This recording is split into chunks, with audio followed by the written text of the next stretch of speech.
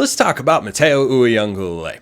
Mailbag is always open. YouTube comments, X formerly known as Twitter. If you want priority access and all sorts of other perks, go join the flock over at Subtext. That link in the description below, wherever you listen to or watch this show. Free 14-day trial. Then it's just $5 a month. Not a requirement though, but it is an advantage to be sure if you want to be a Locked On Ducks insider. Pop candidates is something I talked about last week on the show, and I asked you to submit yours. Who do you think is going to pop? Now, a pop candidate is someone who was on the team last year, didn't have too big of a role, or could just have a much bigger role this year. One of you picked Matayo Uiagalelei. I have always been a big Matteo fan. Hard to not be. Big time recruit coming out of high school. Played as a true freshman. Made an impact.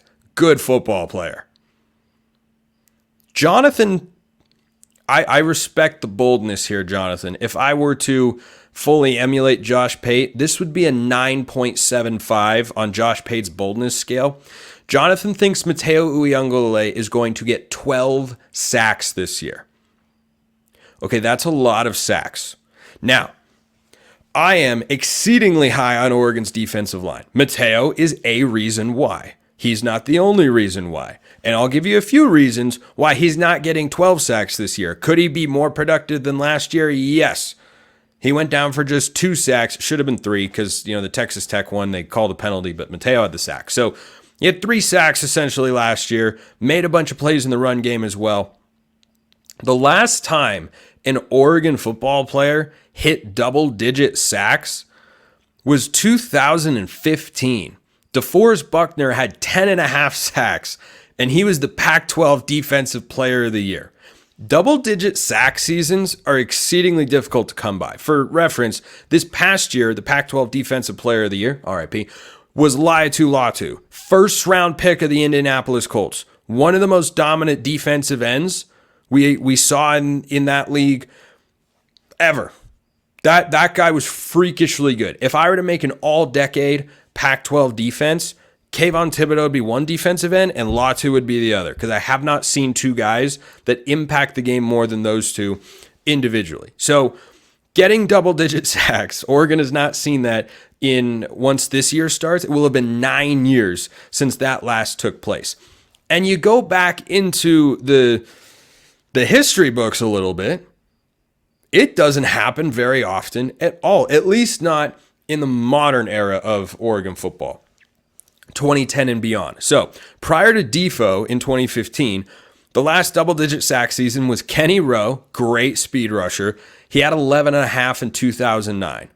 He was actually the third of 3 straight double-digit sack seasons from players coming off that defensive end position. Nick Reed, there's a throwback name who I remember watching as a kid. I'm sure many of you do as well. Maybe not as a kid, but you might remember him. He had 13 in 2008 and 12 in 2007, which is pretty nuts. So the last 2 years, Oregon sack leaders have been Dorlus this past year with 5, DJ Johnson the year prior with 6, and then Kayvon Thibodeau in 2021, he had 7, and his freshman year he had 9, which is a crazy number. That's a crazy stat for a true freshman to just step into the Pac-12, help Oregon win the Pac-12, and have 9 sacks in that season. Crazy. Don't know if we will see that again, because Kayvon was a freak, as we all know, and he's very good in the NFL. So why have those numbers been so low? I think it's partially a product of Oregon's recruiting stepping up its game. And when you watch what Dan Lanning and Tosh Lupoy and the rest of the defensive coaches do along that defensive line, they rotate guys a lot. If you look at the snap counts, defensive backs over the course of a season last year for Oregon will log in like the 600 to 700 range. Defensive linemen are more like 300 to 400. And certainly, it's not unique to Oregon. I haven't looked at every other team. But Dan Lanning likes to rotate guys to keep them fresh because you're working incredibly hard on every single snap.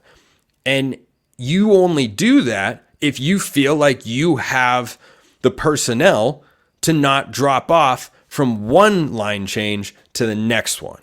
So I think Oregon's got that because I love this defensive line. I think this is the best D-line Oregon's had since that 2014 season when you had DeForest Buckner and Eric Armstead, which to this day is still probably the best D-line I've seen Oregon football have. I know Haloti Ngata is probably the best individual player along the defensive line, but those two guys were both top 10 NFL draft picks. This Oregon D-line's great. They don't have two top 10 NFL draft picks. So I think that getting to 12 sacks is an incredibly bold take, and I expect Matteo to be good. I have high hopes for him. I think maybe not this year, but maybe next year, he's an all-conference performer and could have a high single-digit sack season where he racks up 7, 8, or 9.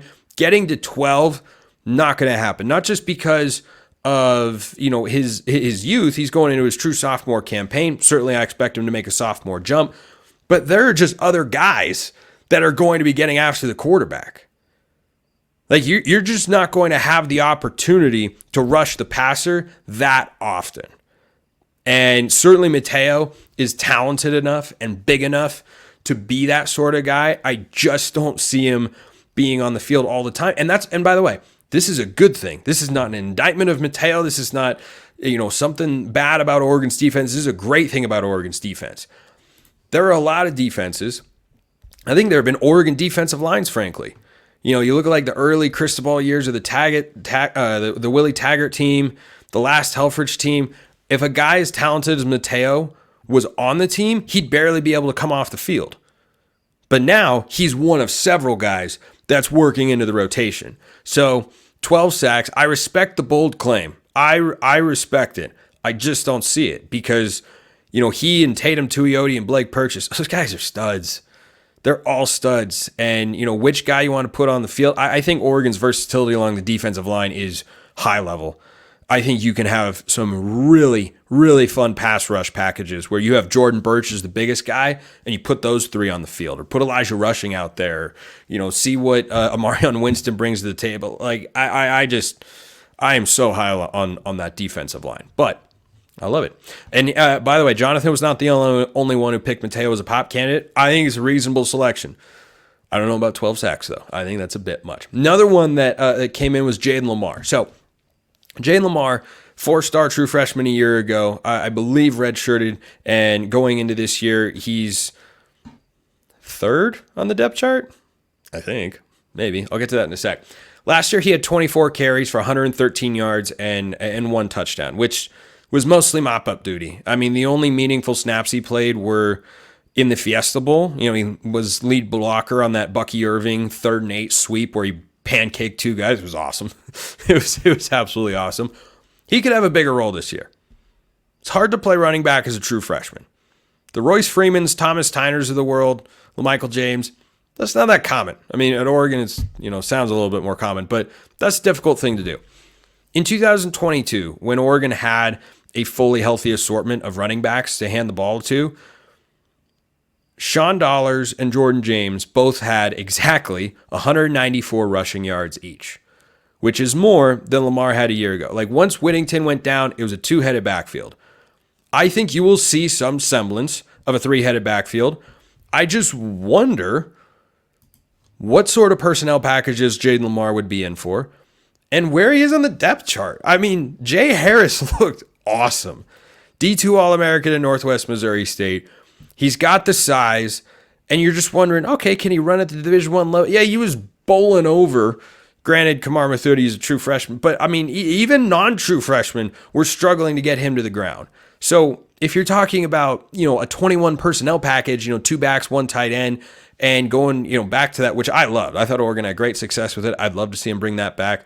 Maybe you'd put Lamar and Harris out there and spell both Jordan James and Noah Whittington. I don't know.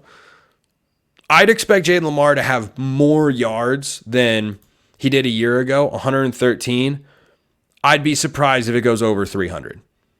I mean, if he gets over 200, that would be, a first in which you'd have 3 running backs over 200 yards in a given season. But if you have more pop candidates that you want me to talk about here on the show, I've got some other ones that I'll get to as the week goes on.